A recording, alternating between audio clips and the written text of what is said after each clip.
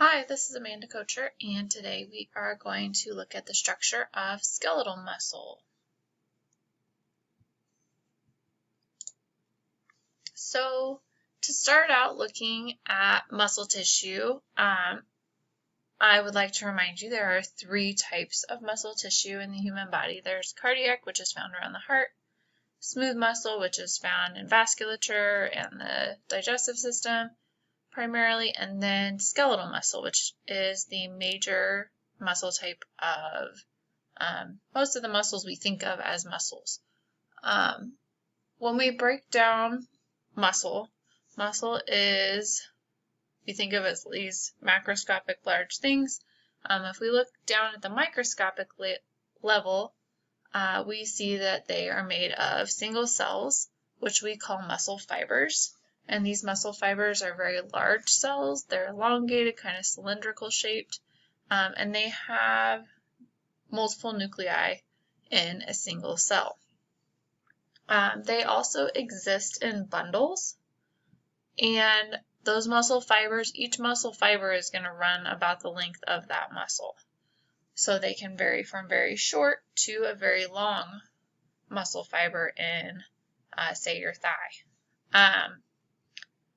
Then going down even a little bit smaller than the cells themselves are the sarcomeres. And sarcomeres are kind of the contractile functional unit of the muscle fiber. They're what is actually going to make that muscle contract and shorten. And the sarcomeres are made up of two myofilament proteins called actin and myosin. These are kind of the proteins that are responsible for actually physically shortening that sarcomere, which ultimately, as we'll see on the next slide, also shortens our overall muscle.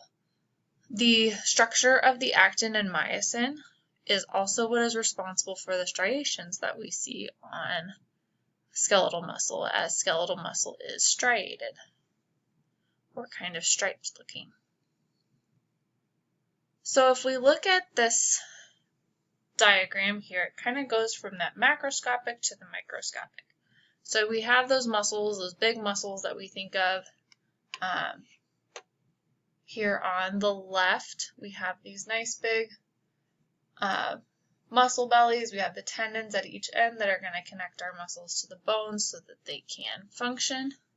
And if we break that down, we see that this muscle is broken down into fascicles, which are these bundles here within that major muscle.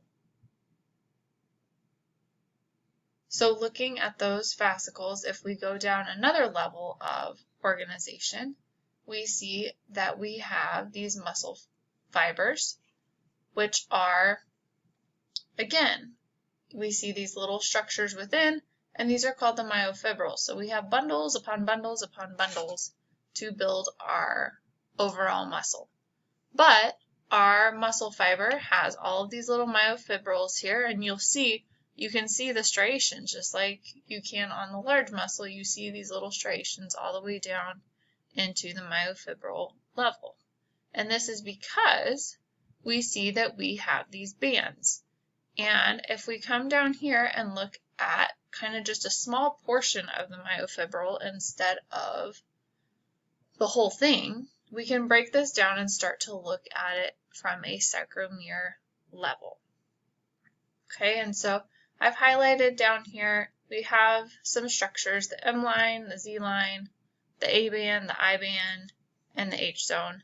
And typically students can find this a little overwhelming, but it just takes a minute to kind of walk through and look at what each of these things do and what's in them. So we will start with the A band here, which is this nice long band here, and it is considered the dark band.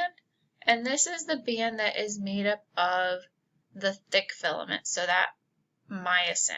Okay, so that myosin filament is the thicker of the two myofilaments, and the A band runs from one end of a myosin filament to the other end of that.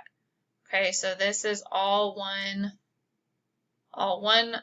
structure here. This is a structure of myosin. those thick filaments that are going to contain those cross bridges that will bind to actin in order for contraction to occur. Then we have, I mentioned the Z lines. So the Z lines are important because they kind of denote where a sarcomere starts and ends. So if I move to my next slide here for us, we will take a little closer look at these filaments and these structures. All right, so now we've zoomed even more in on that sarcomere. So instead of looking at even just a whole portion of that myofibril, we are now looking really deeply at those sarcomeres. And so we talked about that A band a second ago. So this is where that's shown, and you see these thick filaments in here and these little myosin heads that stick out, and that's what's going to create those cross bridges that we'll talk about later as we move into actual muscle contraction and the physiology of that. But the A band consists of one end to the other end of a myosin filament. Then our thin structures, okay, that kind of look like a twisted beads of pearls, that is our actin filament. So that is the thin filament, okay? And the thick and the thin filament work together to pull and create muscle shortening through shortening of that sarcomere. So with the actin filaments, you have those nice blue twisted pearl chains in this diagram, and you have at the end you have these little squiggly kind of indigo colored lines. These are your Z lines, and Z lines are connected to the actin filaments only, and they're connected with a another protein that's called titin. But a sarcomere unit, so we talked about that sarcomere is the contractile unit of muscle, okay? And that runs from Z line to Z line. So that's why those Z lines are so significant, okay? But that gives us our Z line, okay, which is actin. Then we have our I band. So our I band is going to be that portion of the sarcomere, the portion of myofibril that does not contain myosin at all. So it's the area at which myosin is not seen. If we look at it as a vertical band, we see only the thin filament within the I band. Okay. On the other hand, the H zone, okay, the H zone is the portion of the sarcomere where only myosin filament or thick filament is found. Okay, so the I band is where only actin filament, only that thin filament. The H zone is where only that thick filament is found. And within the middle of the H zone, we get this M line. So again, over here with the sarcomere here, we still have our H zone here, even though it's not labeled. We have our H zone here, and down the middle is the M line. And the M line is the midline of the sarcomere. Okay, and this is important because as a muscle contracts, which again, we'll get into the physiology of this in a later lecture, but with this contraction, what's going to happen is that the myofilament myosin, the thick one that has those myosin heads sticking off, is going to pull on the actin and pull those Z lines closer together so that the whole sarcomere shortens.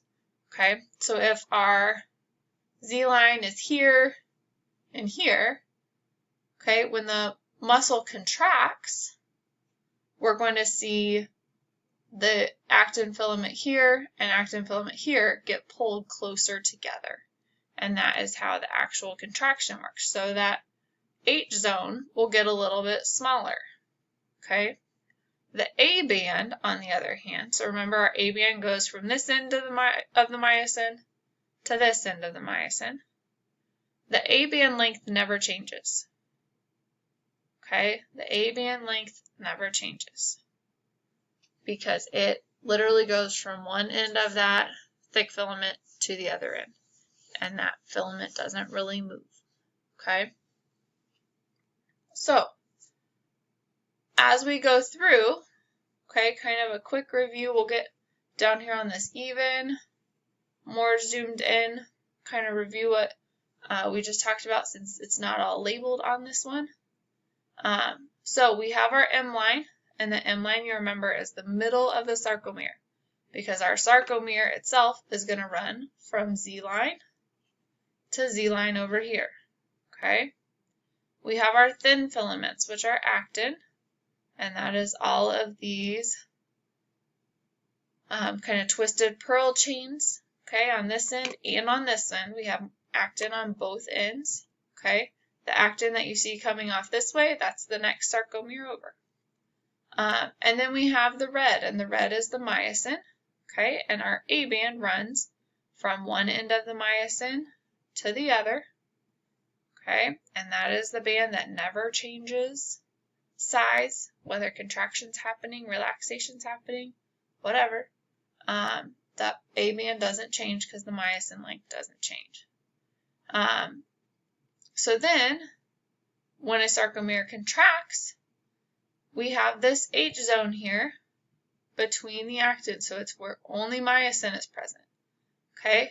When the muscle contracts, this area gets smaller, so the H zone will shrink. So that H zone where only the myosin is present will shrink, okay, during contraction.